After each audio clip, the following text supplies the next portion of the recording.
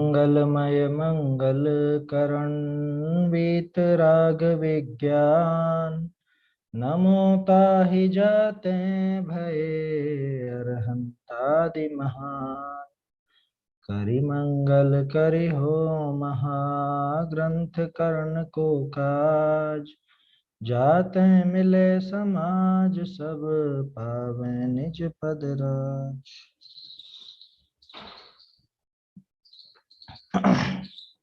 मोक्ष व प्रकाशक ग्रंथराज में हमारी चर्चा चल रही है उभयाभासी मिथ्या दृष्टि के संबंध में। परसों तक अपन ने देखा कि किस तरह से ये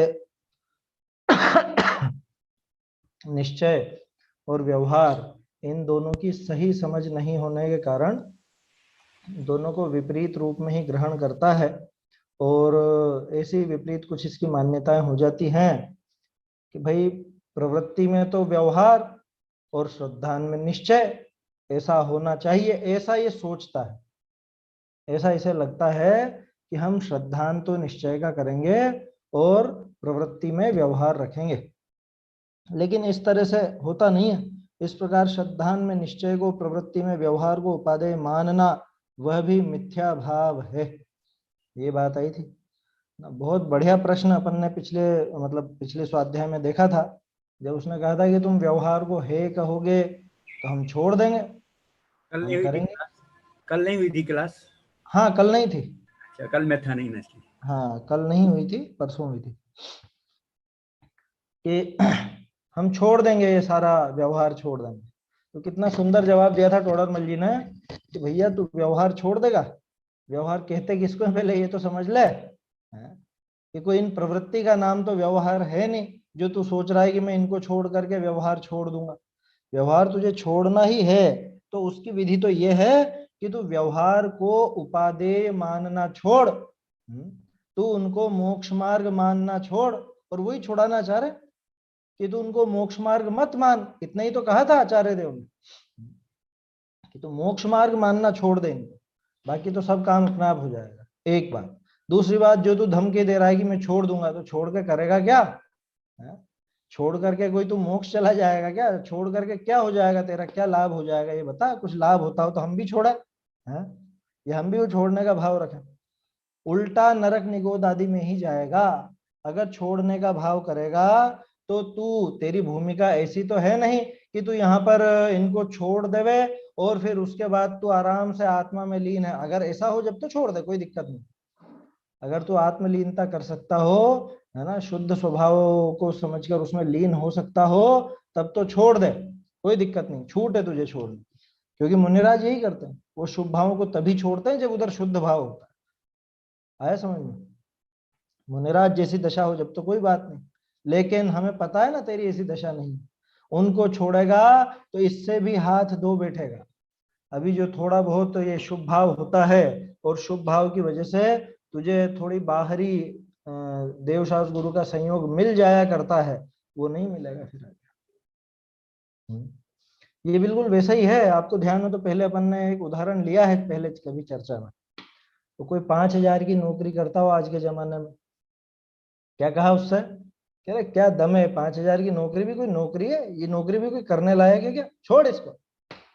5,000 की नौकरी छोड़ने लायक है, ऐसा सुन के उसने क्या करा?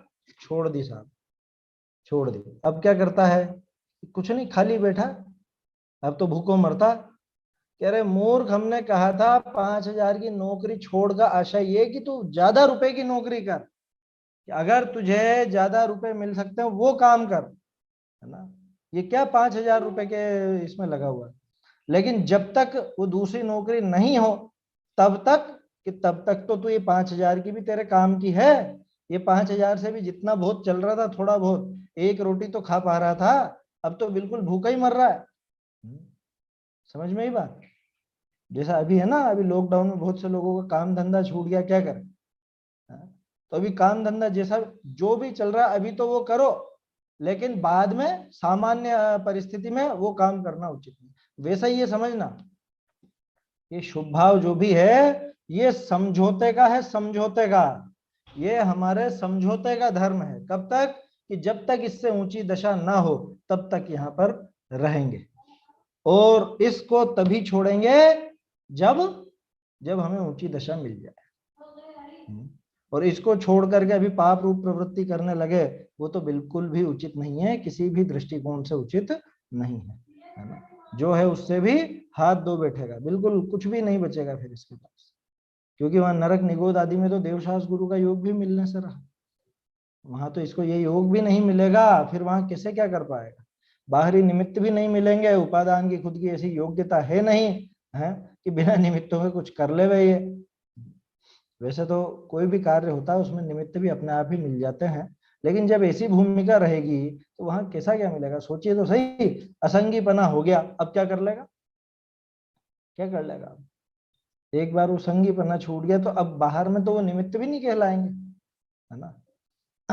आया समझ में, ऐसा है। तो वो प्रकरण कल हो गया था अपना, और काफी बढ़िया एक तरह से वो प्रकरण निकला है। अब है ना, एक तरह से टोडरमल जी बिल्कुल समापन की तरफ बढ़ रहे हैं। ये निश्चय व्यवहार की गलत समझ और ये उभयाभासी की जो प्रवृत्ति है, इसमें जो गलत समझ चलती है उसके समापन की तरफ बढ़ रहे हैं। अब पूरा संक्षेपीकरण करते जाएंगे। अब देखिए आगे बढ़ते हैं अपन, पेज 254 पर है ना, उसमें पहला पैराग्राफ चलेगा, और हस्तलिखित में है 323। सो भी मिथ्या भाव ही है, ये तो हो गया। बहुरी, यह जीव दो नयनी का अंगीकार करने के अर्थ ही, अब देखो अब क्या करता है ये, दोनों नयों का अंगीकार करने के लिए इसकी प्रवृत्ति कैसी चलती है, क्या दिमाग लगाता है। दो नयनी का अंगीकार करने के अर्थ ही कदाचित आपको शुद्ध सिद्ध समान रागादि रहित केवल ज्ञानादि सहित आत्मा अनुभव है।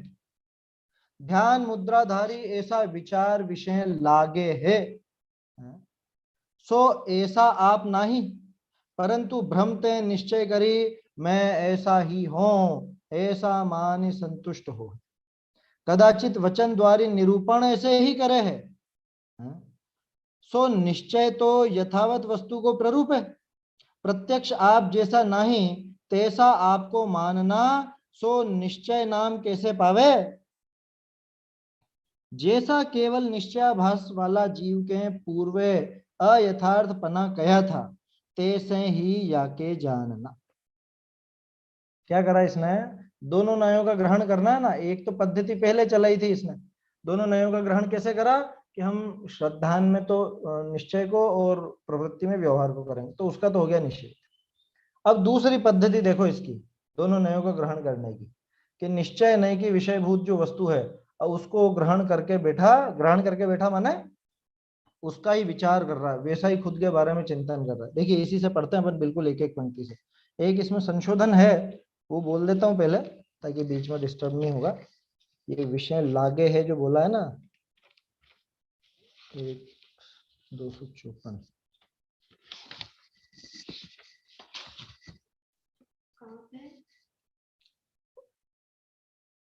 ठीक है, ये उसके अंदर है, सोनगढ़ वाली प्रति में है, वहां पे लगते हैं लिखा हुआ है ना, इसमें नहीं है, इसमें नहीं, इसमें तो सही है, वहां लगते हैं उसकी जगह लगता है, इस तरह से हो जाएगा। वो कुछ अलग तरह से ऐसे विचार में लगते हैं, ठीक है कोई दिक्कत नहीं है वो। और जो लास्ट लाइन थी ना, हाँ आपने मूल प्रति से पढ़ा कि वहाँ पूर्व में बताया था, तो सोनगढ़ वाली प्रति में ऐसा लिखा नहीं है, पूर्व नहीं लिखा। कैसा मतलब, अर्थ तो वही होगा, जैसा केवल निश्चयभास वाले जीव के अयथार्थपना पहले कहा था उसी प्रकार। हाँ लिखा, पहले कहा था। ओके ओके हो गया। अभी इसी इसी पैराग्राफ में।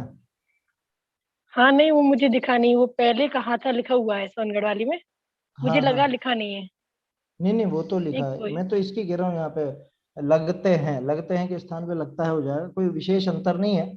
चलिए क्या कह रहे हैं, दोनों नयों का अंगीकार करने के अर्थ ही कदाचित आपको शुद्ध सिद्ध समान रागादि रहित केवल ज्ञानादि सहित आत्मा अनुभवे है। लो क्या दिक्कत है इसमें, क्या समस्या है, स्वयं को वैसा अनुभव करता है तो क्या दिक्कत है यहाँ पर।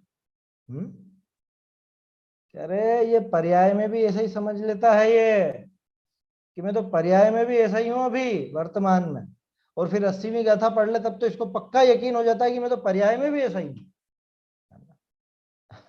क्या कह रहे हैं? दोनों नयों का अंगीकार करने के लिए कदाचित आपको शुद्ध, कितना शुद्ध?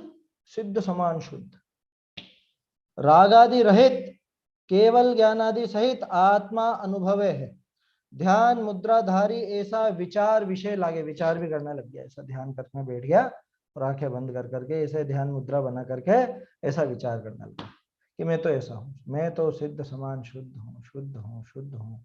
है कहाँ पे शुद्ध है, कैसे शुद्ध है, उसका कुछ नहीं पता, है ना। होते ना बहुत से ऐसा ध्यान भी करते हैं कि ध्यान करो ध्यान करो, क्या ध्यान की कक्षाएं भी लगती हैं ऐसी, बहुत से लोग ध्यान कराते हैं, सुबह 4 बजे 5 बजे उठकर भी ध्यान कराया जाता है, ठीक है। अब वहां पे बैठ करके मैं तो सिद्धो हम, शुद्धो हम, अब ये क्या सोचते हैं, हो गया हमारा तो हो गया, क्या हो गया कि हमने तो सिद्ध समान खुद का अनुभव कर लिया, है ना, निश्चय का भी ग्रहण कर लिया, व्यवहार का भी ग्रहण कर लिया, दोनों नयों का ग्रहण कर लिया। ये असल में इसके दिमाग में चल रहा था, मुझे दोनों नयों का ग्रहण करना है, इस तरह से विचार करना। अभी इससे तो कहां पर है भैया, है कहां पर है शुद्ध सिद्ध समान शुद्ध, उसका कुछ पता नहीं। क्या कह रहे हैं आप? बनारसी दास जी क्या निश्चयभाषी हो गए थे कुछ समय के लिए? हाँ, बनारसी दास जी निश्चयभाषी हो गए थे, है ना। कैसे उसका प्रसंग? हाँ, कैसे, थोड़ा बताएंगे? कैसे तो क्या, वो समय सार आदि पढ़ करके, वो इस जैसा निश्चयभास का प्रकरण अपन ने पढ़ा था ना, समझ लीजिए बिल्कुल वैसे ही समझते थे खुद को। वो तो इतना तक हो गए थे कि वो एक कोठरी में वो जो चारों पांचों दोस्त थे वो नग्न हो जाते, और वो क्या सोचते, अब हम मुनि बन गए, नग्न होकर के ऐसे बैठ जाते है ना, ध्यान मुद्रा में बैठ जाते पद्मासन में आंखें बंद करके कि अब हम मुनि बन गए हैं। फिर थोड़ी देर बाद खड़े होकर के कपड़े वपड़े पहन के बाहर आ जाते, अब हम वापस से गृहस्थ हो गए हैं। ऐसे ऐसे स्वच्छंदता चल पड़ी थी। बाहर का कुछ भी वो खाते पीते थे, जो भी चाट वगैरह का उनको शौक था वो खाते थे, और खुद को वो शुद्ध शुद्ध सिद्ध समान समझते थे। ऐसी दशा रही, कुछ समय तक रही, लेकिन बाद में बिल्कुल एकदम सही सही हो गया था। वो जब उनको रूपचंद जी पांडे मिले और उनसे उनको गुणस्थान का ज्ञान हुआ, तब उनको पता चला कि वस्तु स्थिति कैसी है। आया समझ में? अब यहाँ ये क्या समस्या, क्या अपन नहीं कहते हैं कि भैया अपन तो शुद्ध समान शुद्ध सिद्धों के समान शुद्ध हैं और रागादि रहित हैं, अभी हैं अभी हैं, नहीं बोलते अपन? आप समय सार जी पढ़ते हो, योग सार जी पढ़ते हो, और जो ग्रंथ हैं वो सब आप पढ़ते हो, तो उसमें क्या ये कथन नहीं आता है? फिर क्या दिक्कत है वो ऐसा अनुभव करता है तो? ये समस्या ये है कि वो अनुभव कहाँ करता है और किस चीज को वो सिद्धों समान शुद्ध मानता है। देखिए क्या कह रहे हैं। अच्छा, और ये सारे के सारे काम के पीछे दिमाग क्या है उसका, कि मुझे दोनों नयों का ग्रहण कर रहा है, इसलिए वो ऐसा काम कर रहा है कि व्यवहार को तो मैंने पकड़ ही रखा है, और निश्चय को पकड़ने के लिए मुझे क्या करना है, मुझे बैठ करके ऐसे विचार करना है कि मैं सिद्ध समान शुद्ध हूँ, अभी वर्तमान में ही शुद्ध हूँ, बुद्ध हूँ, वीतरागी हूँ, राग द्वेष से रहित हूँ। कब हूँ? अभी हूँ। कहाँ हूँ? यही यही मैं जो भी हूँ मैं ऐसा ही हूँ बस। उसको बिल्कुल भी ये भान नहीं कि ये जो बात कही जाती है ये द्रव्य के हिसाब से कही गई है, गुण के हिसाब से कही गई है, कि पर्याय के हिसाब से कही गई है, अथवा अगर 80वीं गाथा को भी पकड़ के बैठे तो पर्याय में भी जो अरहंत के जैसी समानता दिखाई, वो समानता कैसी है इसका भी उसको कुछ ख्याल नहीं रहता। देखिए दो नयनी का अंगीकार करने के अर्थ कदाचित कदाचित कभी कभी ऐसे बैठ जाता है, क्यों, मैं अभी निश्चय नय का ग्रहण करता हूं, देखो कैसे करता हूं, ये ऐसे, तो ये कदाचित कदाचित आपको शुद्ध सिद्ध समान रागादि रहित केवल ज्ञानादि सहित आत्मा अनुभव है। यहाँ अनुभव है का अर्थ आप ऐसा मत समझ लेना कि वो आत्मा का अनुभव कर लेता है ना, वो अनुभव नहीं कर रहा है। अनुभव का मतलब ऐसा सोचने लगता है, खुद को ऐसा मानता है। अब गजब की बात है, अनुभव है, ध्यान मुद्राधारी ऐसे विचार विषय लागे है, ऐसा विचार करता है, खूब करता है वो विचार। सो ऐसा आप नहीं, ये कहां की बात कर रहे हैं टोडर मल जी, ऐसे नहीं है क्या हम सिद्ध समान शुद्ध हैं या नहीं? तो टोडरमल जी तो कह रहे हैं ऐसा आप है नहीं, ऐसा स्वयं है नहीं, और ऐसा विचार करता है, कहां की बात चल रही? ये पर्याय की बात चल रही है। आया समझ में? यहाँ गड़बड़ क्या करी इसने? ऐसा आप नहीं का क्या मतलब कि वर्तमान में ऐसा नहीं है, वर्तमान में पर्याय इस तरह की नहीं है, पर्याय में वो शुद्धता नहीं है, वो राग द्वेष पूरी की पूरे पड़े हुए हैं यहाँ पे वर्तमान में। सो ऐसा आप नहीं, कैसा आप नहीं? सिद्ध समान शुद्ध वर्तमान पर्याय में नहीं, परंतु भ्रमते निश्चय करी। वो निश्चय ने को पकड़ना है ना मुझे, तो मैंने तो निश्चय से मैं ऐसा ही हूं ऐसे मान ही संतुष्ट हो, ऐसा मान करके संतुष्ट हो जाते। सिर्फ ऐसा ही नहीं, कदाचित देखो अब निश्चय नहीं को ऐसा तो ग्रहण किया, ये लीनता हुई जो, ये तो मन के द्वारा लीनता होगी। कदाचित वचन द्वारी निरूपण ऐसे ही करे है, वचनों से कथन भी ऐसा ही करता है। निश्चयाभासी जीव नहीं होते हैं कि वो ऐसे ही तो कथन करते हैं, और क्या करते हैं? कथन भी ऐसे, मन का काम भी ऐसे ही हो गया, वचन से भी ऐसे, काय से तो कुछ होता नहीं इसमें निश्चय का, मन और वचन दोनों से इस तरह का काम इसके हो गया। तभी तो वो विकल्पों में लगता है, वहां चिंतन करने लगता है, मैं सिद्ध समान शुद्ध हूं। अरे आप लोग करते तो हो, माघ नंदी आचार्य के ध्यान सूत्राणी, हमारे यहाँ तो ऐसी पद्धति है महिलाओं में, वो 10 लक्षण में शाम को बैठ जाएंगी लेकर के 5-10 महिलाएं, और एक जना तो बोले एक बोलेगी सिद्धो हम, फिर अगला शुद्धो हम, फिर वो अगला, ऐसे ऐसे पद्धति चला करती है। और सोचते हैं कि हो गया, बढ़िया बढ़िया बढ़िया, अपन ने तो माघ नंदी आचार्य का भी पाठ कर लिया, ध्यान सूत्राणी पढ़ लिए, तो क्या गलत है क्या वो? अरे वो गलत नहीं है, तुम्हारी पद्धति गलत है। वो किस चीज के लिए थी? वो क्या सामूहिक पाठ की चीज है वो? है कि एक लाइन आप बोलो एक लाइन में बोलूं, ऐसी चीज है वो? अरे वो तो गहराई से विचार करने की, अनुभव करने की बात है। तो इसमें क्या समस्या है? ये भी तो वही कर रहा है बेचारा, इसको क्यों आप बुरा कह रहे हो? गड़बड़ ये है कि ये जहां वो बात फिट नहीं होती वहां पर उस बात को फिट करता है। पर्याय में अशुद्धता पड़ी हुई है, पर्याय में राग द्वेष पड़े हुए हैं, पर्याय में सिद्ध समान शुद्धता नहीं है, और इसने उस वर्तमान पर्याय में स्वयं को सिद्ध समान शुद्ध मान लिया, वर्तमान में ही उनके समान ही वीतरागी मान करके बैठ गया, संतुष्ट हो गया। और ये सारा का सारा काम क्यों करता है? क्योंकि निश्चय को नहीं छोड़ना है मुझे निश्चय को नहीं छोड़ना है, मुझे दोनों नयों का ग्रहण करना है। तो निश्चय को पकड़ने की पद्धति ये है मेरी, मैं बैठ करके ऐसा ऐसा विचार कर लूंगा, ये निश्चय का ग्रहण हो गया, या इस तरह की बातें कर लूंगा। कदाचित वचन द्वारी निरूपण ऐसे ही करे है, वचनों से कहता भी ऐसे ही है। ऊपरी तौर पर आप देखोगे ना तो आपको इसमें कहीं से कहीं तक समस्या नहीं नजर आएगी कि गलत क्या करा बेचारे ने इसमें। आचार्य देव हमसे कहते हैं कि सिद्धों के समान है रे तू, सिद्ध तेरे प्रतिच्छंद के स्थान पर नियत है ना समय सार जी। अशरीरी सिद्ध भगवान आदर्श तुम्ही मेरे, वहां आदर्श तुम्ही मेरे का क्या मतलब है? आदर्श तुम्ही मेरे जो बोला जाता है उसका क्या अर्थ है? क्या आप मेरा आइडल हो ऐसा मुझे बनना है? नहीं नहीं नहीं है वो, इसीलिए मैंने ये प्रश्न पूछा। द्रव्य की अपेक्षा में आपके ही समान हूँ। नहीं नहीं वो तो ठीक है, लेकिन आदर्श तुम्ही मेरे का मतलब क्या? गोल है मेरा वो। नहीं गोल नहीं है वो कोई लक्ष्य नहीं है। वहां आदर्श शब्द का अर्थ ये नहीं है, वो बहुत सोच विचार के रखा गया है शब्द। आदर्श किसका पर्यायवाची है? श्रद्धा। नहीं, आदर्श पर्यायवाची होता आईने का, कांच का, दर्पण का। कि जैसे दर्पण में देखते हैं क्या नजर आता है? जैसे अपन है वैसा ही नजर आता है। कि हे सिद्ध भगवान आपको देखता हूं तो मेरा ही रूप नजर आता है, ये उसका अर्थ है। ये आपको ख्याल नहीं आया कभी? ये उसमें जो लिखा गया है ना, ये समय सारजी में जो है, अपने प्रतिच्छंद स्थानीयत्वात्, वो सिद्ध भगवान को नमस्कार क्यों किया? कि वो अपने आत्मा के प्रतिच्छंद, अपने प्रतिबिंब के स्थान पर नियत है, वो बिल्कुल अपने प्रतिबिंब जैसे हैं, या यूं कह लो कि अपन उनके प्रतिबिंब जैसे हैं। अपना स्वरूप देखना हो तो कैसा? कि जैसे सिद्ध भगवान है वैसा। इसलिए आदर्श तुम ही मेरे वो आईने हो, तुम ही वो दर्पण हो कि तुम्हें देखता हूं तो मेरा ही रूप नजर आता है। और क्या नजर आता है? कांच में देखने पर क्या नजर आता है? ये मेरा ही चेहरा नजर आता है। तो ऐसे सिद्धों को देखने पर क्या नजर आता है? ये मेरा ही स्वरूप नजर आता है। यह है आदर्श तुम ही मेरे का अर्थ है। आया समझ में? है ना? सामान्य रूप से अपन ले लेते हैं ऐसा कि हाँ वो हमारा लक्ष्य है, सिद्ध दशा हमारा लक्ष्य है, इसलिए आदर्श कह दिया, आइडल बोलते ना आदर्श को। वहां वो नहीं अर्थ उसका। वहां समय सारजी के अनुसार वो अर्थ है, आया समझ, वो जान करके रखा गया है। चलिए, आदरणीय बड़े पंडित जी, रविंद्र जी की एक पूजन में पंक्ति आई है, क्या? ये प्रतिबिंब सुन मेरा, इसका क्या भाव लेवे? यही अर्थ है उसका, ये जो आदर्श तुम्हें मेरे वाला भाव बताया ना मैंने, यही अर्थ है उसका, प्रतिबिंब सु मेरे। मुझे पूरी पंक्ति ध्यान नहीं है ना, लेकिन यही अर्थ निकलेगा। सिद्धों की है क्या?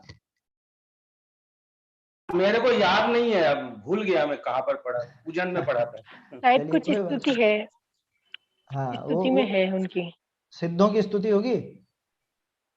नहीं, शायद ऐसा याद नहीं है, पर स्तुति में ही है कुछ पाठ में। शायद मंदिर में दर्शन करते समय अरिहंत भगवान का जो दर्शन करते हैं ना, हाँ हाँ हाँ, उस काल के शायद बारे में कुछ लिखे हैं सर। कोई दिक्कत नहीं, कोई दिक्कत नहीं है। तो उनमें भी वो प्रतिबिंब की जो स्थापना की जाती है वो भी अपने स्वभाव के हिसाब से ही की जाती है।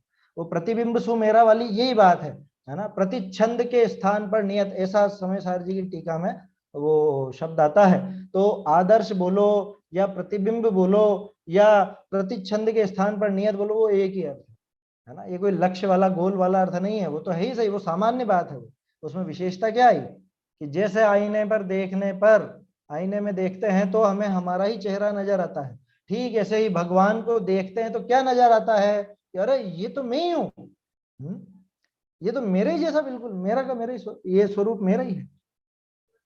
आप सोच रहे हो उल्टा बोल रहे हैं कि इनको देखने पर ऐसा लगना चाहिए कि मैं इनके जैसा हूँ, अरे ये मेरे जैसे, ऐसा लगना चाहिए। आया समझ में?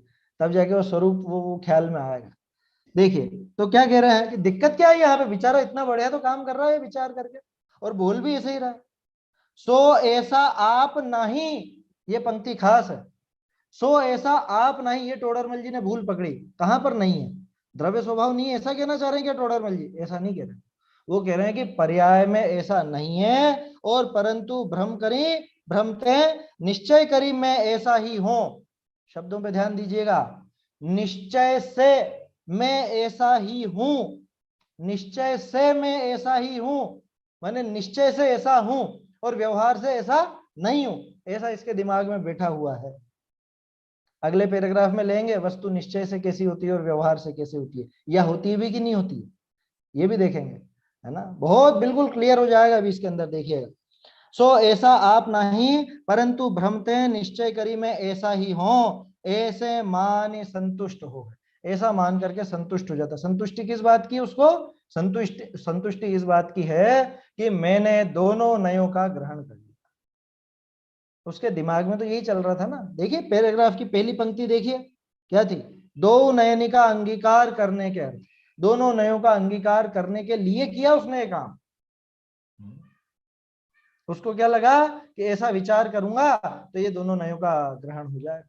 तो पर्याय में भी ऐसा कि हाँ हाँ, पर्याय में भी मैं तो ऐसा सोचता है, जबकि पर्याय ऐसी है नहीं, वर्तमान में ऐसी दशा खुद की नहीं है, और खुद को वैसा भ्रम से खुद को निश्चय से मैं ऐसा ही हूं, ऐसा मानकर संतुष्ट होता। कदाचित वचन द्वार निरूपण ऐसे ही करे, कभी कभी बातें भी ऐसी ही करता, कोई और थोड़ी ना ये पढ़ा लिखा ही तो है, ये स्वाध्यायी जीव की तो बात है। और आपको ध्यान हो तो शुरू में मैंने कहा था अपन में से अधिकांश की स्थिति ऐसी होती है, उभयाभासी मिथ्या दृष्टि। क्यों? क्योंकि पढ़ लिख करके इतनी तो बात समझ में आ गई, भैया जैन मत को ग्रहण करना है तो दोनों को ही ग्रहण करो, यदि जिन मत में प्रवर्तन करना चाहते हो हैं तो दोनों नयों को मत छोड़ो। जय जिनमयम पवज्जह तामा व्यवहार निश्चय मुय है। ये होगा था। ऐसा कह सकते हैं क्या कि व्यवहार नहीं छोड़ना है, व्यवहार को मोक्ष मार्ग मानना छोड़ना है? यही कहा है। ये राइट है, बिल्कुल राइट है ना। व्यवहार आप छोड़ भी कैसे सकते हो? उसको ग्रहण कहाँ किया है जो छोड़ोगे? व्यवहार ग्रहण और त्याग वाली बात ही नहीं है। असल में व्यवहार और व्यवहार से जो वस्तु का निरूपण किया गया उसके ऊपर है वो बात। व्यवहार को मोक्ष मार्ग मानना छोड़ना, इसका क्या मतलब है? व्यवहार नहीं की विषयभूत वस्तु को मोक्ष मार्ग मानना छोड़ना। आया समझ में? राइट। अब अपन ने पिछली चर्चा में बात भी की थी, ये जो पंक्ति लिखी गई ये भी व्यवहार से लिखी गई। कौन से व्यवहार से? कि व्यवहार नहीं के विषय को भी व्यवहार कहा जाता है। इस तरह से व्यवहार को मोक्ष मार्ग मानना छोड़ना है, तो तो अब मैं कहूं कि पूजन पद्धति को, पूजा आदि को मोक्ष मार्ग मानना छोड़ना, ऐसा? इसका मतलब ये हुआ कि पूजा आदि व्यवहार है, जबकि अपन ने तो शुरू में बात की थी कि कोई क्रिया का नाम निश्चय या कोई क्रिया का नाम व्यवहार नहीं है। पूजा व्यवहार है क्या? कि पूजा तो कोई व्यवहार नहीं है। पूजन को पूजन माने, शुभ भाव माने, अथवा वो क्रिया को शरीर की क्रिया माने, तो वो तो निश्चय की बात है, उसमें क्या दिक्कत है? व्यवहार को मोक्ष मार्ग मानना छोड़ना माने व्यवहार जिसे मोक्ष मार्ग कहता था उस क्रिया को मोक्ष मार्ग मानना छोड़ना, ऐसा समझना चाहिए, है ना? क्योंकि व्यवहार कोई मोक्ष मार्ग, या समझ लीजिए व्यवहार किसी क्रिया का नाम या किसी मान्यता का नाम तो है नहीं। व्यवहार से जिसका निरूपण किया जाता था उस बात को निश्चय जैसा मानना छोड़ना है, उस बात को मोक्ष मार्ग मानना छोड़ना, ऐसा समझना चाहिए। ये संक्षेप में लिखने के कारण ऐसी बातें होती हैं क्या? संक्षेप में उन्होंने लिख दिया कि व्यवहार को मोक्ष मार्ग मानना छोड़ो, तो व्यवहार को का मतलब व्यवहार की विषयभूत वस्तु, व्यवहार की विषयभूत उस क्रिया को, ऐसा। चलिए, कदाचित वचन द्वारी निरूपण भी ऐसे ही करे है। सो अब देखिए, निश्चय तो यथावत वस्तु को प्ररूपे, ये टोडरमल जी ने कैसे पकड़ा, मतलब शुरू में तो देख देख के आश्चर्य हो जाता कि भैया वो निश्चय की तो बात कर रहा था, यथावत वस्तु का स्वरूप ही तो निरूपित कर रहा था। टोडरमल जी कह रहे हैं कि नहीं कर रहा था ये। यहाँ गड़बड़ क्या करी? जैसा खुद था वैसा स्वीकार करता, उसका नाम निश्चय था। अब ये तो खुद तो वैसा है नहीं, और इसको ये वैसी बात को पकड़ करके बैठ गया, तो इसमें निश्चय कहाँ हुआ? निश्चय तो यथावत वस्तु को प्ररूपे, अगर पर्याय की बात चल रही है तो निश्चय ने क्या करेगा कि पर्याय जैसी है वैसी दिखाएगा, ऐसा ही है ना? निश्चय ने पर्याय के बारे में क्या कहेगा? आपको ध्यान हो, शुरू में भी अपन ने बात की थी, निश्चय नए वो द्रव्य का कथन करता है और व्यवहार नए पर्याय का कथन करता है, ऐसा बिल्कुल भी नहीं है। दोनों में दोनों लगते हैं, है ना? द्रव्य के संबंध में निश्चय का कथन भी चलता है और द्रव्य के ही संबंध में व्यवहार का भी कथन चलता है। देखा तो था अपन ने, अभेद रूप द्रव्य में भेद रूप कथन करना, तो द्रव्य का ही तो कथन कर रहा हो। द्रव्य का कथन करे वो निश्चय, पर्याय का कथन करे वो व्यवहार, ऐसा बिल्कुल भी नहीं है, बिल्कुल भी नहीं है। अभी भी किसी के दिमाग में ऐसा चलता हो तो निकाल देना। द्रव्यार्थिक का अर्थ निश्चय नहीं होता, पर्यायार्थिक का अर्थ व्यवहार नहीं होता। वो कुछ कुछ नजदीकी सी जरूर दिखती है उनमें, लेकिन वास्तव में द्रव्यार्थिक माने निश्चय और पर्यायार्थिक माने व्यवहार बिल्कुल भी नहीं। निश्चय में भी द्रव्य का कथन आता है और निश्चय में पर्याय का भी कथन आता है। व्यवहार में भी द्रव्य का भी कथन आता है और व्यवहार में पर्याय का भी कथन आता है। कैसा आता है कि निश्चय ने तो जैसा द्रव्य है वैसा द्रव्य को बताएगा, जैसी पर्याय है वैसा पर्याय को बताएगा। व्यवहार ने कुछ ना कुछ मिलावट करेगा, कुछ ना कुछ मेल मिलाप करके, कुछ लिहाज रख करके किसी बात की अपेक्षा से वैसा कथन करेगा। क्या कह रहे हैं? सो निश्चय तो यथावत वस्तु को निरूपय, टोडरमल जी के शब्द देखिए, यथावत द्रव्य को निरूपय नहीं लिखा उन्होंने, क्या लिखा? यथावत वस्तु को प्ररूप है, प्रत्यक्ष आप जैसा नहीं। कहां पर? द्रव्य में कि पर्याय में? पर्याय में। तो यहां जो वस्तु शब्द लिखा ना ऊपर, वो द्रव्य गुण पर्यायात्मक वस्तु की बात है, वो द्रव्य की बात नहीं है।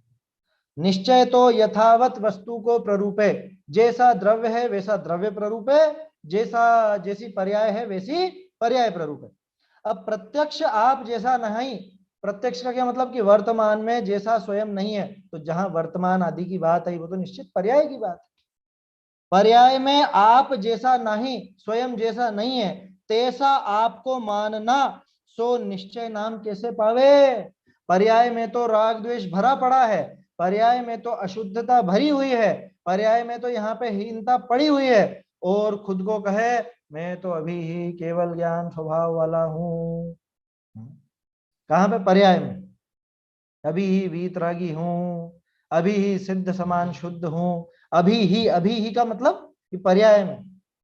तो पर्याय में भी, वर्तमान पर्याय में भी खुद को वैसा मान लेवे, उसका नाम निश्चय है क्या? है?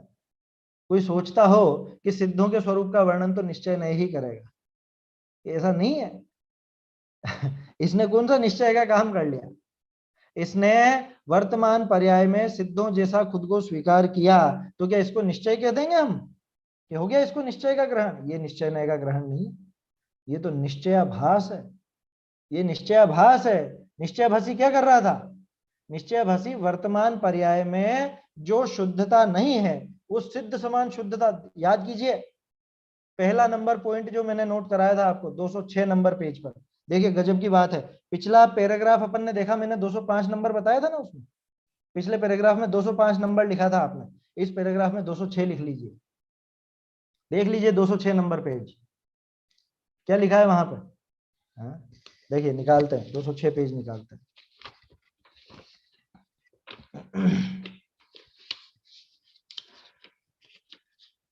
जहां तो उसकी प्रवृत्तियां दिखाई है ना वहां पे आएगी वो बात। ये केवल निश्चयाभास के अवलंबी जीव की प्रवृत्ति। पहला बिंदु, एक शुद्धात्मा को जानने से ज्ञानी हो जाते हैं, अन्य कुछ भी नहीं चाहिए ऐसे जानकर। ये बात छोड़ दो, यहाँ पे वो बात लगा लेना, निश्चय और व्यवहार दोनों को ग्रहण करना ऐसा मानकर एकांत में बैठकर ध्यान मुद्रा धारण करके मैं सर्व कर्मोपाधि रहित सिद्ध समान आत्मा हूं इत्यादि विचार से संतुष्ट होता है। बोलो ये कि ये दशा नहीं हुई इसकी, ये उभयभाषी की यही तो दशा दिख रही है। दिक्कत क्या है? परंतु ये विशेषण किस प्रकार संभव है ऐसा विचार नहीं, अथवा अचल अखंड अनुपमादि विशेषण द्वारा आत्मा को ध्याता है, वो भी ध्या रहा है बैठ करके, कथन भी कर रहा है। सो ये विशेषण अन्य द्रव्यों में भी संभवित है, इसका भी विचार नहीं। तथा ये विशेषण किस अपेक्षा से है सो विचार नहीं है, तथा कदाचित सोते बैठते जिस तिस अवस्था में ऐसा विचार रखकर अपने को ज्ञानी मानता है। यहाँ ज्ञानी मानता है की जगह यहाँ यूं समझ लेना, उभयभाषी के प्रकरण में खुद को निश्चय नय का ग्रहण करने वाला मान लेता है, खुद को ऐसा स्वीकार कर लिया इसने, क्या थोड़ा सा ऐसा विचार चलाया, चिंतन चलाया और क्या हो गया, निश्चय नय का ग्रहण हो गया हमारा, है ना। ऐसे हमने निश्चय को ग्रहण कर लिया, व्यवहार को तो कर ही रखा था बाहर में, निश्चय नय को भी ग्रहण कर लिया। समझ में ही बात। सो निश्चय तो यथावत वस्तु को प्ररूप है, जैसी वस्तु स्थिति है वर्तमान में जो पर्याय है, जैसी पर्याय है, निश्चय नहीं क्या उससे अलग हटके कथन कर देगा, उसको कुछ और बता देगा? नहीं बताएगा। प्रत्यक्ष आप जैसा नहीं तैसा आपको मानना सो निश्चय नाम कैसे पाओ, उसे निश्चय नहीं कहा जाता। जैसा केवल निश्चयाभास वाला जीव के पूर्व अयथार्थपना कया था, आगे ना बात, कहाँ पे कया था कि वही 206 पेज पर कया था, है ना। तैसे ही या के जानना, उसी तरह से इसके भी जान लेना। वहां जो अपन ने देखा अभी निश्चयाभासी जीव के जैसे ग्रहण हुआ था वैसा का वैसे इसके भी ग्रहण हो गया। इसके अंदर तो नंबरिंग गलत हुई भी है। नहीं है, 206 नंबर पे है वो। यहाँ 136 यहाँ लिखा हुआ है और यहाँ लिखा हुआ है 217। वो कुछ अलग ढंग से वो पेज आगे पीछे हो गए होंगे, कोई बात नहीं। हाँ कोई बात नहीं, देख लेना हो तो बाद में। चलिए, तो जैसा केवल निश्चयाभास वाला जीव के पूर्व अयथार्थपना कया था तैसे ही आके जानना, माने निश्चयाभास का पुट यहाँ पर इसके आ गया, क्योंकि निश्चयाभास और व्यवहाराभास दोनों चल रहे हैं ना इसके साथ साथ। और इसको क्या लगता है मैंने तो दोनों नयों का ग्रहण किया, जबकि उल्टा चक्कर है कि इसने दोनों नयों का ही ग्रहण नहीं किया, इसने निश्चयाभास का भी ग्रहण किया और व्यवहाराभास का भी ग्रहण किया। दोनों नयों के आभास मात्र का ग्रहण करके बैठा है और सोचता है कि मैंने दोनों नयों का ग्रहण कर लिया। इस पैराग्राफ की शुरुआत में यही तो था, निश्चय नय का ग्रहण करने के लिए तो ऐसी पद्धति चलाई इसने, एक तरफ बैठ जाओ और खुद को सिद्ध समान शुद्ध वीतरागी ऐसा अनुभव करने लगो। अनुभव माने ऐसा विचार चल रहा है, ऐसा ऐसा सोच रहा हूं मैं कि अभी अभी ऐसा हूं, वर्तमान पर्याय में ऐसा हूं। तो अपन ऐसा कह सकते हैं क्या ज्यादातर लोग व्यवहाराभासी हैं? नहीं नहीं नहीं, ऐसा नहीं कह सकते। ज्यादातर लोग व्यवहाराभासी हैं किन के लिए कह रहे हैं आप?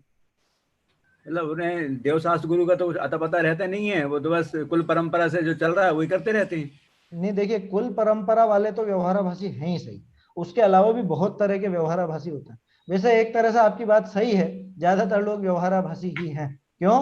क्योंकि वो क्रियाकांड की धमाल में ही, ये शब्द पढ़े थे अपन ने, वो धमाल में ही लगे हुए हैं, उस धमाल में ही लगे हैं, तो व्यवहाराभासी है। उनको ये लगता है कि हमने व्यवहार को यानी हमने मोक्ष मार्ग को ग्रहण कर रखा है, व्यवहार से जैसा निरूपण था वैसा कुछ वो क्रियाओं को करके ऐसा सोचते हैं कि हमारे तो मोक्ष मार्ग पड़ा हुआ है, कह सकते हैं ऐसा, ठीक है, जहां सिखाए जैसी हैं सब, स्थिति दिखे।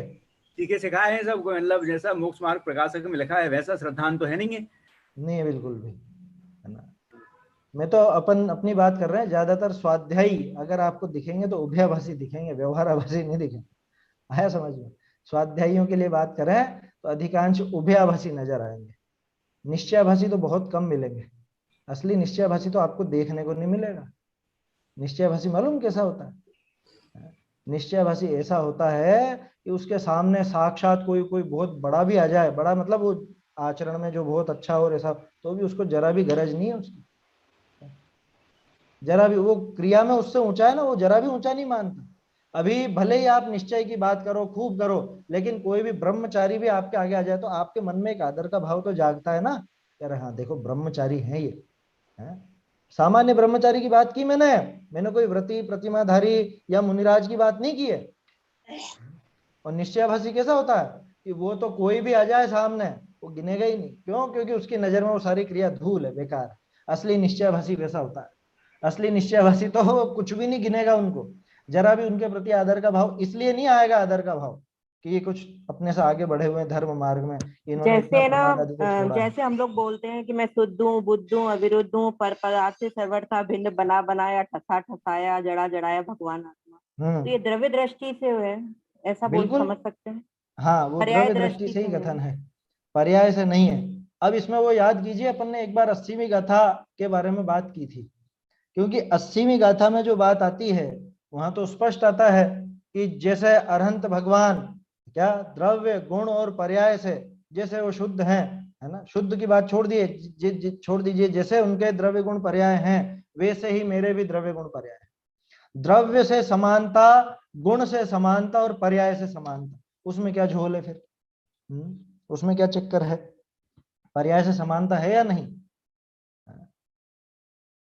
अब यहाँ तो टोडरमल जी कह रहे हैं कि पर्याय से समानता मानते हो तो वर्तमान में तो ऐसा है नहीं, आप कैसे मान लोगे? ये चर्चा पहले करी है अपन ने, आपको ध्यान हो तो। प्रकरण तो मैं भूल गया कहाँ पे करी थी, लेकिन करी थी। अगर कोई पेज नंबर लगा रखा होगा तो ध्यान आ जाएगा।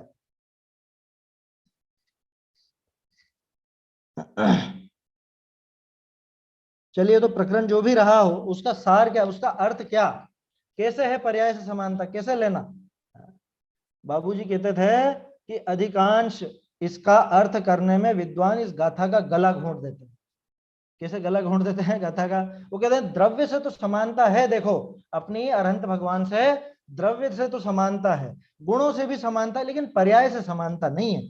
और सुनने में बात अच्छी भी लगती है। टोडरमल जी भी यहाँ पर यही कहना चाह रहे हैं कि भाई पर्याय से तेरी अभी समानता नहीं है तो तू कैसे मान रहा है?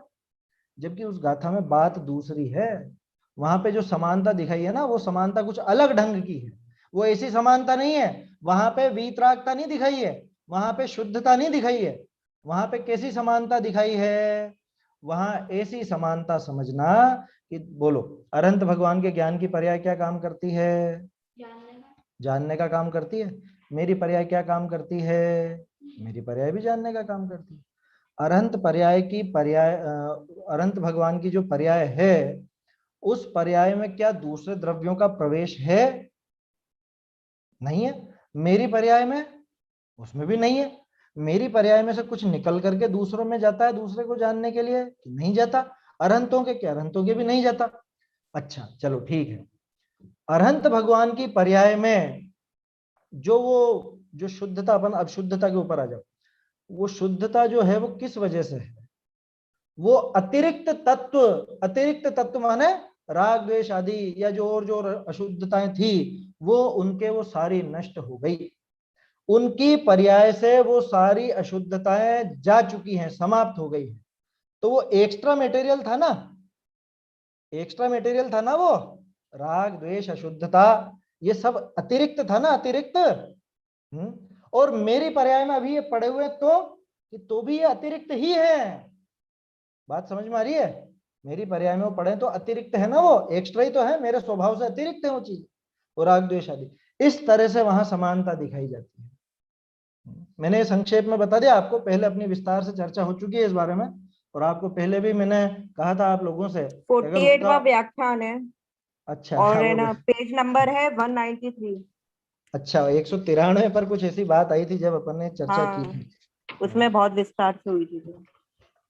अब देखिए व्याख्यान नंबर वगैरह तो आप नोट कर लेते हो, तो लोगों के लिए बहुत सुविधा हो जाती है। 193 माने 7वां अधिकार का प्रारंभ है ये तो।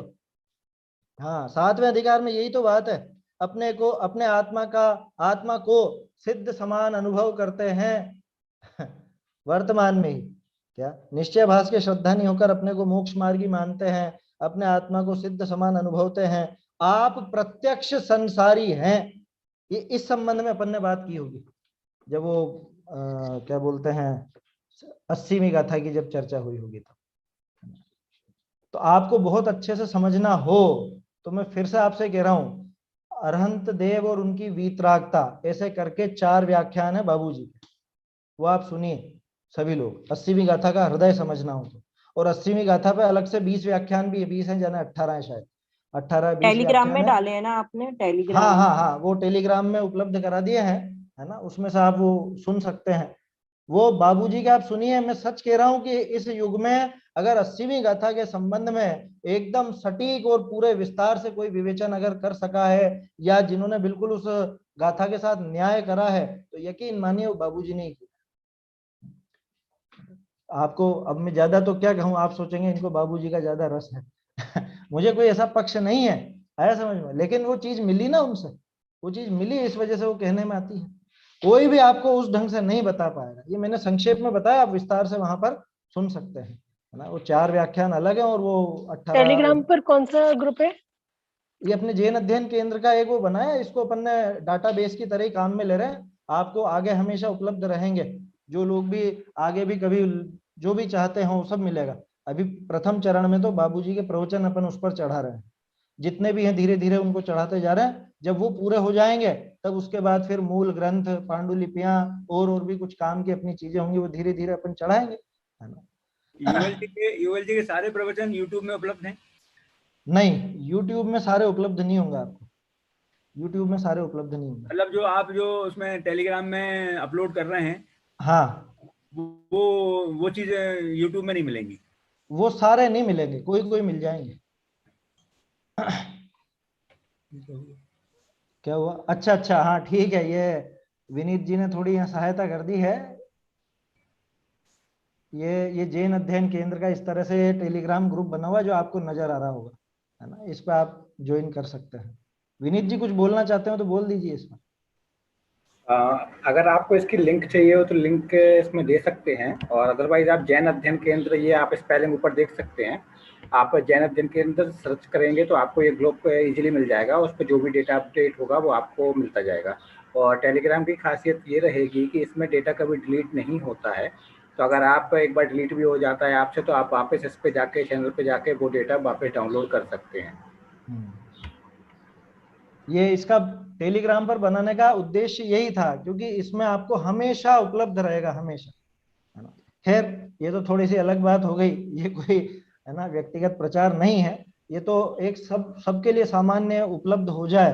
क्योंकि व्हाट्सएप में समस्या थी, आज आप जुड़े हैं तो आपको पीछे की सामग्री नहीं मिलती है, टेलीग्राम में मिल जाती है, इसी वजह से उस पर बनाया है। आगे भी जो कोई जुड़ेंगे तो उनको वो सारी सामग्री पहले से उपलब्ध रहेगी, और अपनी पूरी कोशिश है कि उसमें हर एक के साथ पूरी डिटेल दी जाए। अभी भी डिटेल देने का काम बाकी है, पीछे जो प्रवचन चढ़ा है उन पर भी हर एक पे ये लिखा मिलेगा आपको कि इसमें क्या चीज है, और आप उसमें सर्च करोगे कुछ भी हिंदी में टाइप करके तो आपको वो चीज मिल जाएगी, है ना। जैसे समझ लीजिए आपको रात्रि कार्यक्रम में बाबूजी ने क्या बोला उसके संबंध में, तो आप रात्रि कार्यक्रम ऐसा लिखेंगे तो आपको वो मिल जाएगा, ढूंढेंगे तो।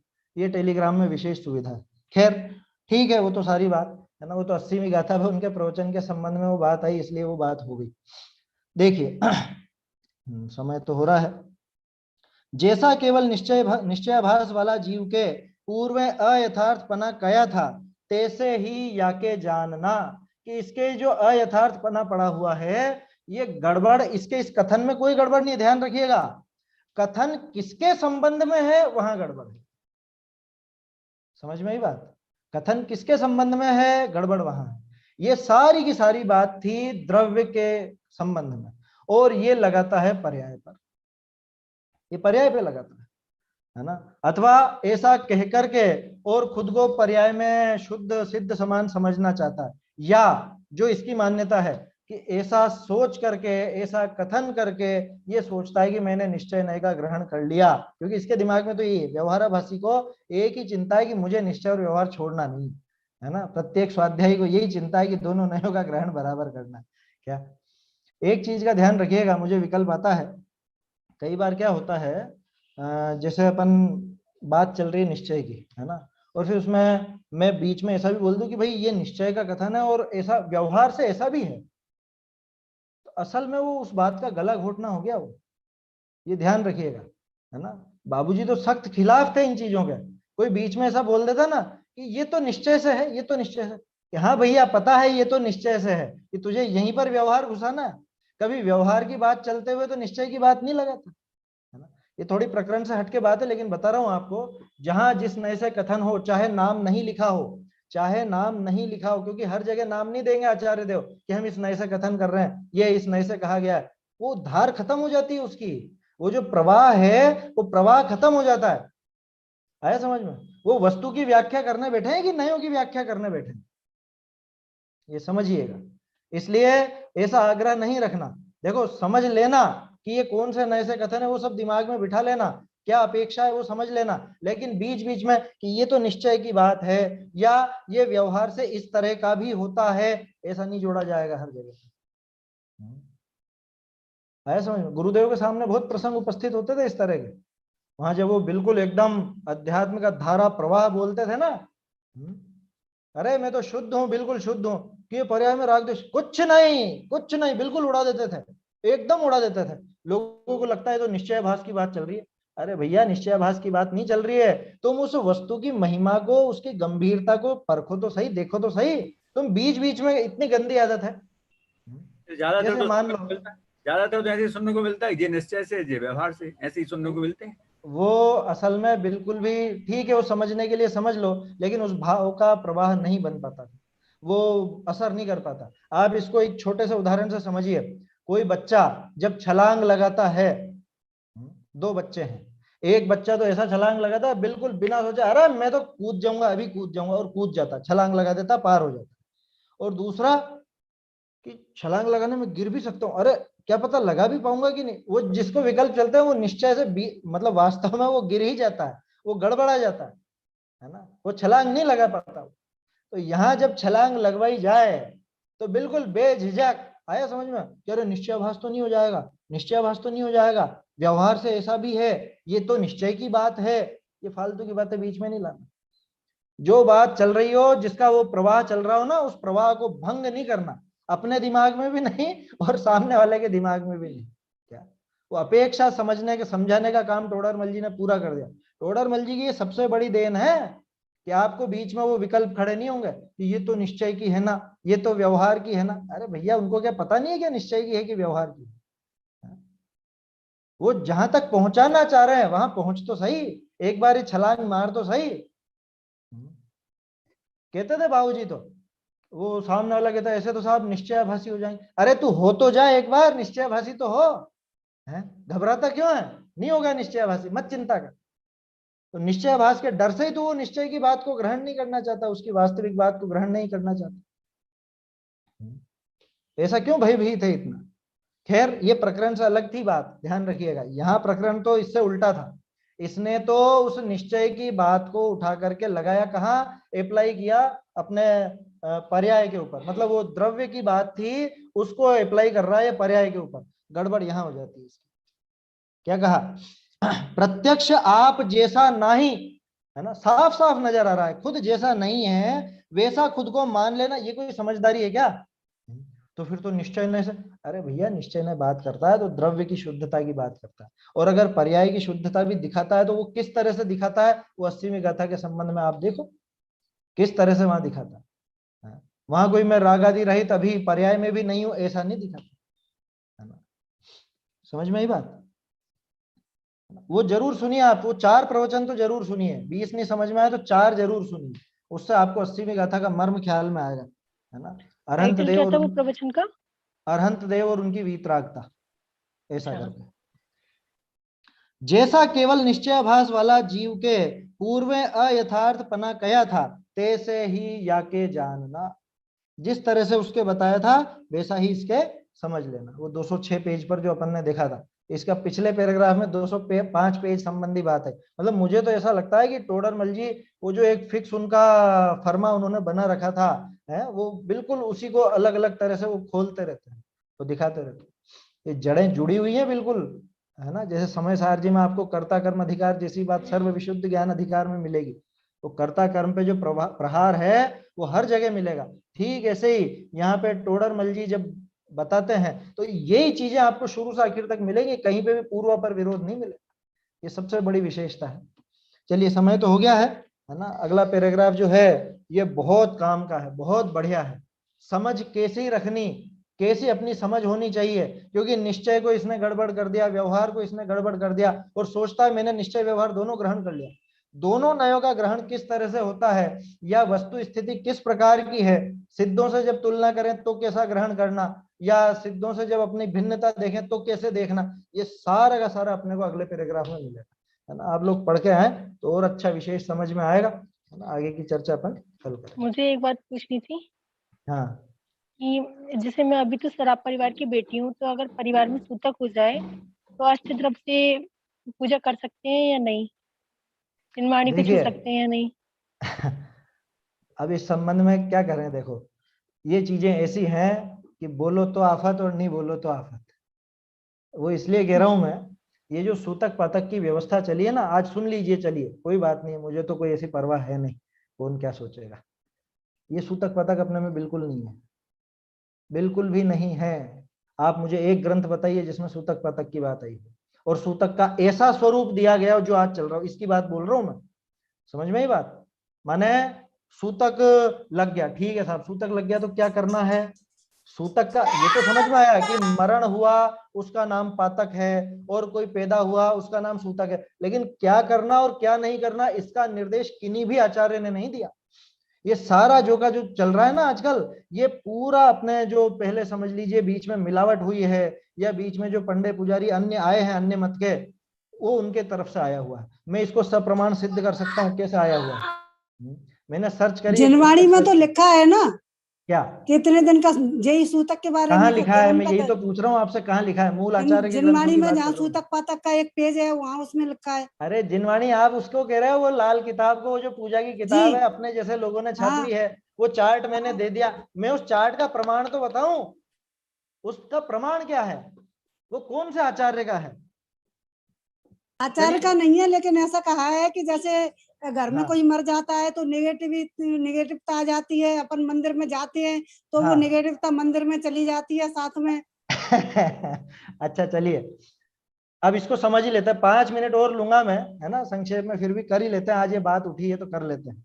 नेगेटिविटी आ गई, अब ये बताओ नेगेटिविटी को दूर करने का उपाय क्या है। एक स्वाध्याय आंटी जी है, उनके पति का वियोग हो गया था और तीसरे ही दिन उसने स्वाध्याय में अपना काम शुरू कर दिया और स्वाध्याय ही थी।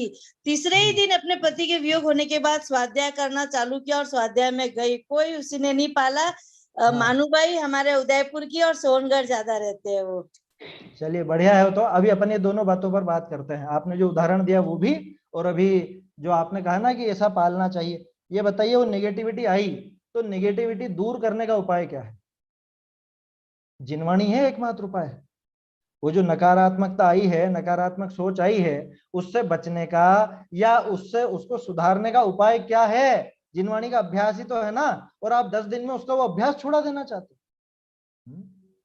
दूसरी बात जो इन्होंने अभी कहा है ना, क्या नाम है आपका, रितु जी ने जो अभी कहा कि वो ऐसी महिला उन्होंने किया, तो अब मैं आपसे पूछता हूं, है ना, उन्होंने तीसरे दिन वो स्वाध्याय की तो उसका पुण्य लगा कि पाप लगा। पुण्य लगा। तो फिर क्यों नहीं करना। पाप कैसे लगा, नहीं आई बात समझ में। अगर वो पुण्य का ही कारण है तो क्यों नहीं करना। एक बात, हाँ शारीरिक अशुद्धि आप मानो, शारीरिक अशुद्धि जो, जैसे मान लो कहीं पर आप दाग में होकर के आए हो, है ना, मृतक से छिए हुए हो, या बच्चा बच्ची पैदा हुए तो वहां अस्पताल से आए हो, आप उन कपड़ों से या बिना नहाए आप जिनवाणी को हाथ मत लगाओ, वो तो विनय वाली बात है। शारीरिक अशुद्धि स्वीकार करना, ये तो लिखा है मूलाचार में लिखा है, शारीरिक अशुद्धि तो स्वीकार करना, कोई समस्या नहीं है उसमें। आपका शरीर गंदा है, आपके कपड़े गंदे हैं या दूसरी जगह से स्पर्शित हैं, तो वो तो आजकल भी समझ रहे हैं अपन, ये वायरस कैसे फैल रहा है, बाजार के कपड़े अलग से ही खोल दो, ये सब क्यों, कि भाई वो चीज तो फैलती है। देखो जो छुई हुई वाली बात है वो चीज तो है, लेकिन ऐसा बिल्कुल भी नहीं है कि 10 दिन तक आप कुछ भी मत करो। आप दर्शन करने जा सकते हो, उसका कोई निषेध नहीं है। आप स्वाध्याय कर सकते हो, उसका कोई निषेध नहीं है। पक्का कह रहा हूं मैं, अगर पाप होगा तो मुझे लगेगा सबसे ज्यादा। मैं आपको ये बात बता, स्वाध्याय तो कर सकते हैं लेकिन जिनवाणी छूने के लिए मना किया है। तो फिर जिनवाणी छुए बिना आप कैसे स्वाध्याय करोगे? अभी हमारे यहाँ हमारे परिवार में हमारे नंदेव खत्म हो गए थे। हाँ। 2 तारीख को रात को, और हाँ। 3 को उनकी दाह क्रिया हुई, और 5 हाँ। तारीख तक हम लोगों ने स्वाध्याय में तो बैठे थे, लेकिन हमने हाँ। शास्त्र नहीं लिया था, वो बगैर आपने शास्त्र नहीं के ही लिया, सुन रहे थे। मैं ये कह रहा हूं कि आप नहा लिए धो लिए, ठीक है, आपने उसी दिन नहाना नहा धोना लिए थे। सब कर लिया, ठीक है, तो उसके बाद कौन सी अशुद्धि बची, मुझे ये बताओ। पता नहीं, ऐसा बोलते हैं कि मायके में भी 3 दिन का सूतक मानते हैं। मुझे पता है बोलते हैं, इसीलिए तो अपने को ये बात करनी पड़ रही है। वो बोलते हैं तो वो किस प्रमाण से बोल रहे हैं, किस आधार से बोल रहे हैं? अब सुनिए, मेरा तर्क सुनिएगा। भरत चक्रवर्ती के साल भर, उनके तो कितने सारे बच्चे बच्ची थे ना, और एक साथ उनके चक्र रत्न, पुत्र रत्न, और इधर आदिनाथ जी को केवल ज्ञान, ये तीनों घटनाएं एक साथ हुई थी ना। सबसे पहले क्या करने गए, क्या करने गए? पुत्र होते ही वहां पर गए। तो जब वो भी तो मनुष्य हैं, कोई और थोड़ी ना, वो कर सकते हैं तो आप क्यों नहीं कर सकते? वो तो पूजा की बात कर रहे हैं, मैं पूजा की नहीं कह रहा हूं, मैं तो सिर्फ स्वाध्याय के लिए कह रहा हूँ। बाकी आपके यहाँ जैसा जो चलता है वो करो, मुझे कोई समस्या नहीं। द्रव्य पूजा का मुझे बहुत पक्ष नहीं रहता, तो आपकी मर्जी पड़े जो करो उसमें, लेकिन स्वाध्याय की आप मना नहीं कर सकते। दूसरी बात, आपको बहुत सारे पुराण की कथाओं में ऐसा मिलेगा कि वो वहां पर कोई गुजर गया, कोई पैदा हुआ मान लो, तो उसके उत्सव में या उसके समझ लीजिए गमी में वहां मंदिर में उन्होंने ऐसे पूजन कराई और ये कराया वो कराया, ये सब काम हुआ। वो तो पूजन के उदाहरण बता रहा हूं मैं आपको, स्वाध्याय के नहीं बता रहा हूं, पूजन के। उसमें समस्या क्या है भाई? शारीरिक अशुद्धि मानना वो पक्का, शारीरिक अशुद्धि आप स्वीकार करो, उसमें कोई दिक्कत नहीं है, लेकिन आप जिनवाणी से दूर मत होइए, न दूसरे किसी को जिनवाणी से दूर कीजिए। एक प्रमाण और इसके संबंध में मैंने नेट पर खूब ढूंढा कि अन्य मत में क्या चलता है, तो पूरी की पूरी एक किताब मैंने डाउनलोड करी उसकी, अन्य मत की। ये जो विधि आप बता रहे हो ना, 10 दिन तक ये नहीं करना वो नहीं करना, ये सारा का सारा ब्राह्मणों में प्रचलित है। ये पूरा वहां से आया हुआ है, 100% वहां से आया हुआ है, उनके ग्रंथों में लिखा है। आपके कौन से ग्रंथ में लिखा है? आपके आचार्यों के ग्रंथों में कहीं नहीं मिलेगा। अंकुर भाई कहीं पे देखने आया क्या? अच्छा, अंकुर भाई नहीं चले गए, चलो कोई बात नहीं, कहीं आपको देखने को नहीं मिलेगा। उनके ग्रंथों में तो है उपलब्ध, उनके ग्रंथों में उनके ऐसा लिखा है कि आपको कोई क्रिया ऐसी नहीं करनी है, वैसा नहीं करना है ना, और ये जो पूजन वगैरह की और ये सारी बात उनमें है। अपने में कहाँ पे लिखा है अष्टद्रव्य बताओ? से भी पूजा कर सकते हैं फिर? भाई उसमें जैसे आपकी सामाजिक व्यवस्था हो वैसा करना, मुझे तो द्रव्य का कोई पक्ष ऐसा है नहीं, इसलिए मैं उस बारे में नहीं बोलूंगा। लेकिन आप कहोगे स्वाध्याय, तो मैं तो कहूंगा 100% करो आप स्वाध्याय। अरे हमारे यहाँ पे मेरे दादाजी गुजरे थे, हमने उसी दिन से, है ना, मेरी बुआ यहाँ बैठी हुई है, हमने उसी दिन से शाम को हम स्वाध्याय करते थे, हम बैठे थे शाम को लेकर के बैठते थे। हालांकि वैराग्य भावना संबंधित ही चर्चा करी, वो सारी करी, लेकिन लेकर के बैठे थे। क्या समस्या क्या है उसमें? हमारे यहाँ यही होता है, हमारे यहाँ तो बहन की कलर्स भी में डेथ 150 हो घर गई थी ना, तो मैंने रात को मतलब इतना स्वाध्याय नहीं थी मैं तब, तो मुझे मेरे स्वाध्याय वाले यहाँ बहुत ऐसे है, तो मैंने रात रात में मोक्ष मार्ग प्रकाशक पूरा पढ़ा था मैंने। मेरी रियल सिस्टर तब बार बार ऐसे रुदन होता था, तो मैंने पूरा मोक्ष मार्ग का अध्ययन किया उस दिन। अब ये सोचिए, जैसे अब आपको रुदन होता था, दुख होता था, उस दुख से बचने का उपाय तो एकमात्र जिनवाणी है ना। वो 10 दिन अगर जिनवाणी नहीं पढ़ेगा तो क्या करेगा? आर्त रौद्र परिणाम करेगा। उस आर्त रौद्र परिणाम से बचने का एकमात्र उपाय तो जिनवाणी थी, शास्त्राभ्यास ही था। और शास्त्राभ्यास ही आप बंद करवा देना चाहते हो या बंद कर देते हो, ये बिल्कुल उचित नहीं है। एक बात। दूसरी बात, मान लीजिए जैसे मैं जयपुर पढ़ता था, ठीक है, कोई भी अभी बच्चा बाहर पढ़ता हो, जो बाहर पढ़ता हो, अब उसको पता नहीं हो, घर वालों ने बताया भी नहीं हो या उसको पता नहीं चली, है ना, और वो तो स्वाध्याय भी कर रहा है, मंदिर भी जा रहा है, सब हो रहा है, ये बताओ उसको सूतक लगा कि नहीं लगा? पहली बात तो ये भाई, दुनिया की नजर में सूतक तो लगा है। अब मेरा प्रश्न दूसरा है, वो वहां पर उसने सारी क्रियाएं करी है धार्मिक, उसका फल क्या लगेगा उसको? उसके कौन सी अशुद्धि पहुंच गई वहां पे, उसको किस तरह से वो सूतक लग गया? अच्छा एक और बात है, जैसे महिलाएं हैं, महिलाएं शादी के बाद जब दूसरा घर हो जाता तो अपने उधर का सूतक नहीं लगता, क्यों नहीं लगता? जिनसे पैदा हुए उनका उनका उनका कोई सूतक नहीं, और यहाँ का पूरा सूतक। ये क्या विचित्रता? अगर हो तो शारीरिक अशुद्धि वाली बात अलग, ध्यान रखना, वो तो मानना, उसकी मना नहीं कर रहे हैं अपन। शारीरिक अशुद्धि को छोड़ करके और कैसा सूतक हो गया है?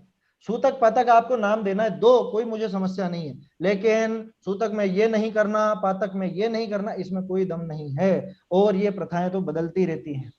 आप कैसे कह रहे हो 10 दिन, कहीं पे तो 12 दिन मानते हैं, कहीं पे 13 दिन मानते हैं, कहीं पे 8 दिन मानते हैं, फिर कैसे व्यवस्था बैठेगी? अगर ये कोई सार्वभौमिक सार्वकालिक नियम होता तो सबके एक जैसा होता ना, सबको एक जैसा लगता।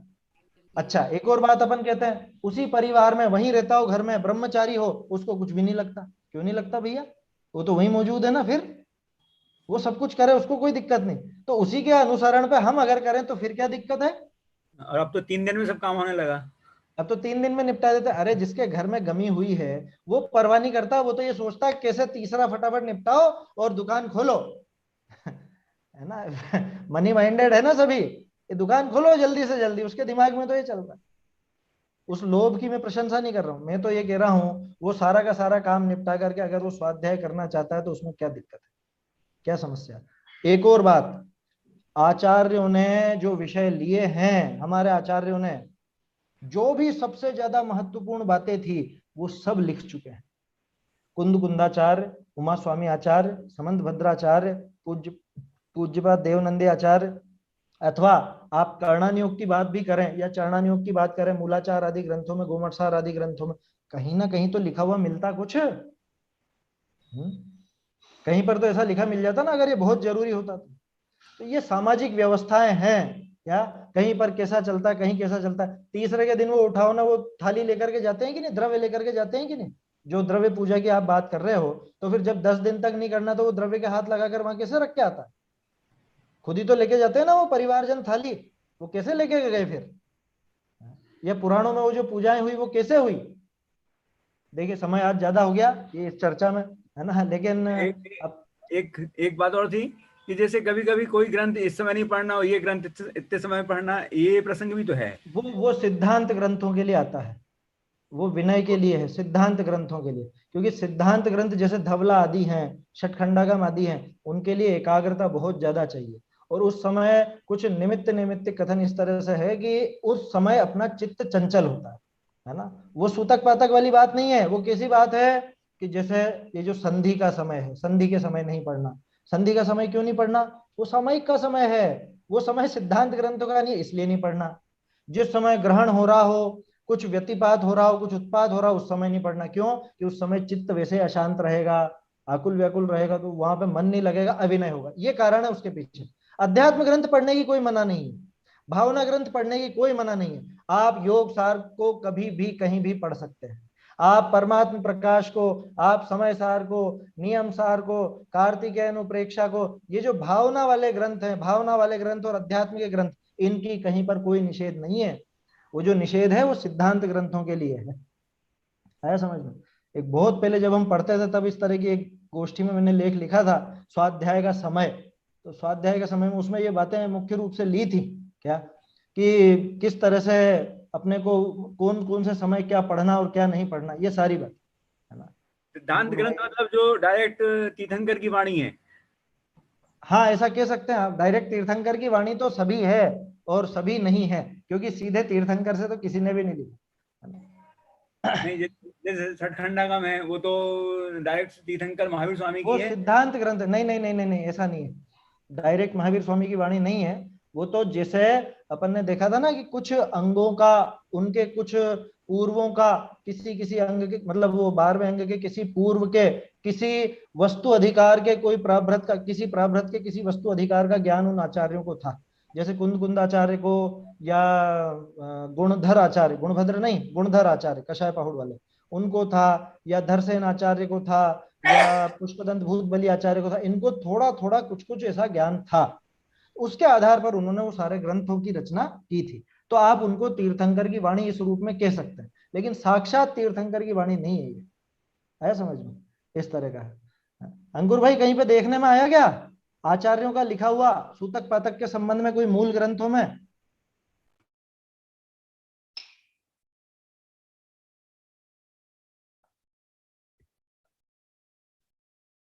आवाज अनम्यूट नहीं हुई अभी शायद। हाँ नहीं, ये कहीं पर नहीं मिलेगा, कहीं पर भी नहीं मिलेगा, है ना, मैसेज किया है। वो जो आप बता रहे थे ना प्रथमानुयोग के शास्त्रों में कुछ ऐसे स्थल हैं हाँ जहाँ हाँ पर वही दो आचार्यों का या जोड़ स्थल जिन्हें कहते हैं ना, हाँ हाँ वहीं हाँ कहीं हाँ, पर इस तरह की चीजें यहाँ आई हैं। मतलब वो भी मैंने प्रत्यक्ष नहीं देखी, सुनने में ही आई है कई और विद्वानों से भी। वो उनकी टीकाओं में या हिंदी अनुवाद करने वालों ने बीच बीच में डाली हैं बहुत सी चीजें। जी। हाँ वही वही याद या तो मतलब मूल रूप से कहीं नहीं मिला ऐसा, जैसे कई वचनिका वगैरह लिखी है तो उन वचनिकाओं में भी ऐसा उल्लेख आया है। हाँ, वो वहीं मिलेगा जहां पे टीका करने वालों ने या किसी अनुवाद, मतलब अभी 200-100 साल के अंदर अंदर ये मिलावट हुई है जहां पे भी हुई। क्योंकि मूल रूप से किसी मूल आचार्य ने कोई प्राकृत गाथाओं के जरिए इस तरह का कोई उल्लेख तो कहीं भी देखने को नहीं मिलता था। कहीं पे नहीं मिलेगा, कहीं पे भी। यही तो मैं कह रहा हूं, अगर ये बहुत जरूरी कथन होता तो निश्चित रूप से कोई ना कोई आचार्य वहां पर जरूर उल्लेख कर देते, है ना, ये हमको समझना चाहिए। चलिए समय बहुत ज्यादा हो गया है आज, है ना, ठीक है, फिर भी ये चर्चा भी जरूरी थी। निज निधि निज में बताई यह अनंत उपकार है, इसके लिए जिन वाणी माँ को वंदना शत बार है, वंदना शत बार है।